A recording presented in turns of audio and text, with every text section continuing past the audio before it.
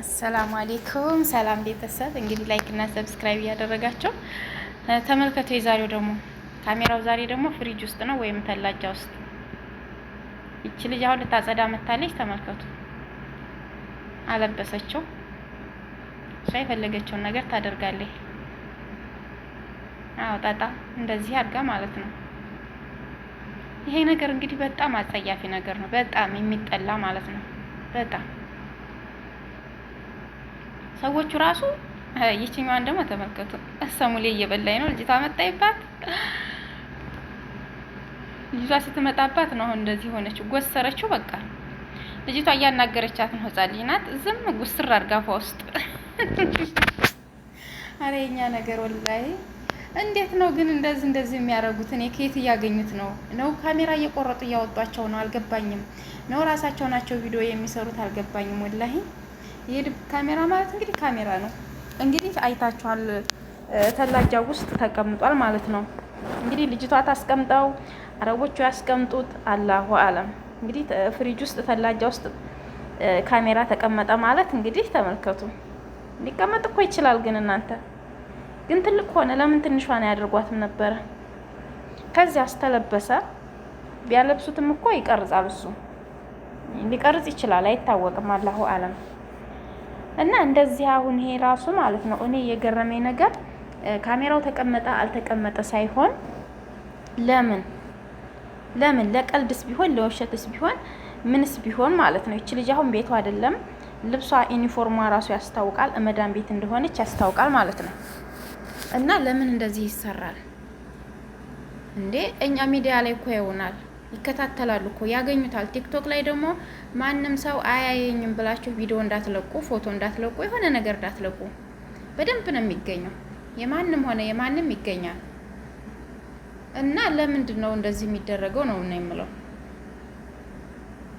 ለቀልድ እንኳን ቢሆን ለሰውን ለማሳቅ ለፎሎ ለሰብስክራይብ ምናምን ነገር ተብሎ የመዳሞችን ነገር እዛ ቤት ውስጥ ለምንድን ነው የሚሰራው? ነውር ነው በጣም።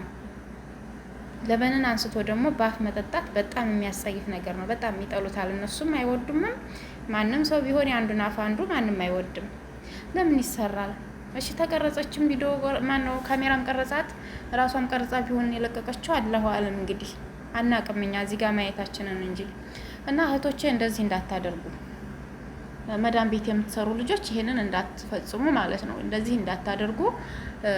ተላጃ ወይም ፍሪጅ ከፍታችሁ የሆነ ነገር መጠጣት ስትፈልጉ በኩባያ ጠጡ ማለት ነው።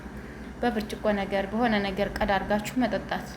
ይሄ ብድግ አድርጋችሁ ባፋችሁ ግጥም ማለት ራሱ ስታረጉት ራሱ ያስጠላል። ደስ አይልም ራሱ ማለት ነው። ለይታ ራሱ አያምርም። አሁን ያላይ በካሜራ ቢያዋችሁ ራሱ በጣም ይጠየፋሉ እነሱ። ልካ እንደዚህ እያደረገች ነው ቤታችን ውስጥ ምናምን ባይነግሩን ራሱ ማለት ነው። በካሜራ እያዩን ያሉት ነገር ሁሉ ማለት ነው። እኛ የምንሰራው ነገር ሁሉ በካሜራ እያዩን ልክ ያንን ቪዲዮ ቆርጠው ባያወጡትም ለእኛም እንደዚህ አርገሻል ብለው ባይነግሩንም ከዛ ከቤት ያባርሩናል አረቦች ማለት ነው። ከዛ ከቤት ሚስጥራቸውን ራሳቸው ዋጥ አርገው ይዘው ልክ ጠልተውን ማለት ነው። ጠልተውን ከዛ ከቤት ያባርሩናል። ጠለብን ከሆነ ወደ ሀገራችን ያሳፍሩናል።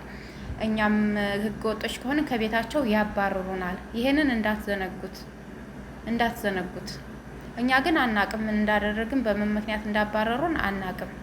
በቃ ይበቃናል ሂጂ ነው የሚሉት። ጠለብ ከሆነችም ደግሞ ወይ ወደ ቢሮ ወስዳታል ወይም ወደ ሀገሯ ያሳፍሯታል ማለት ነው። ይሄ ነው በቃ። ስለዚህ አንዳንዶቹ ደግሞ ካሜራውን ያሳያሉ፣ አንዳንዶቹ ደግሞ ቆርጠው ያወጣሉ። ብዙ አይነት ነገር ነው ያለው። እና እህቶቹ ከእንደዚህ አይነት ነገር ተጠንቀቁ ማለት ነው። ጥንቃቄ አድርጉ። ለእናንተ ይጠቅማችኋል ብዬ ነው ያመጣሁት። የምንም ነገር ቢሆን የእነሱ ቤት ገብታችሁም ሆነ ማንም ቤት ራሳችሁም ቤት ቢሆን የራሳችሁም ነገር ቢሆን ራሱ በብርጭቆ ነገር በኩባያ ነገር በሆነ ነገር ለምን በስኒ አይሆንም? ቀዳ አድርጎ መጠጣት በቃ ይሄ ነው።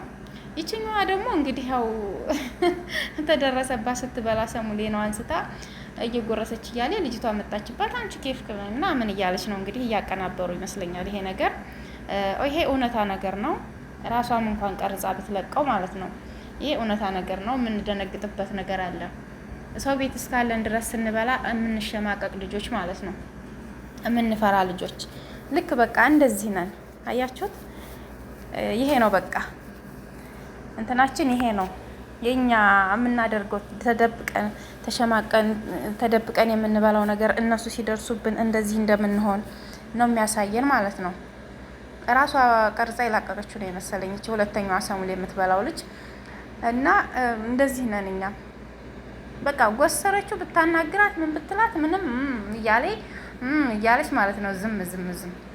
መቼ ሊወጣ ነው ያካፏ ላይ ማለት ነው? መቼ ሊወጣ ነው? መዳም መታን ምን ኮነሽ ነው ምንድን ነው እሺ አላምሽ እሺ ብላ ፍጥጥ ብትልባት ምን ልትል ነው? እኔ ይገርመኛል የአንዳንድ ልጆች ስራ ማለት ነው። እኔ ይገርመኛል ወላሂ የአንዳንድ ልጆች ስራ በጣም ነው እንትን የሚለው። እሺ ምንድነው ምን ኮነሽ ነው ምንድነው የምትይው ብላ ፍጥጥ ብትልባት ፊቷ ምን ልታደርገው ነው? ያንን የጎሰረችውን ሰሙሌ መቼም አትውጣውም። እንግዲህ አንድ ሰሙሌ ነው እኮ የጎሰረችው አፏ ውስጥ እና እንደዚህ እንዴት ይደረጋል? በቃ ደርሰውብኛል አይደለ? ስበላ ደርሰውብኛል አይደለ? በቃ አይተውኛል።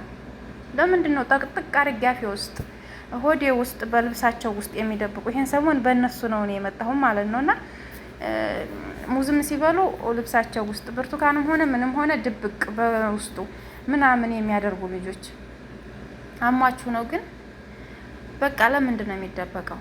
እርግጥ ነው እንረዳለን። ሁላችንም የምንፈራበት ነገር አለ፣ እንፈራለን።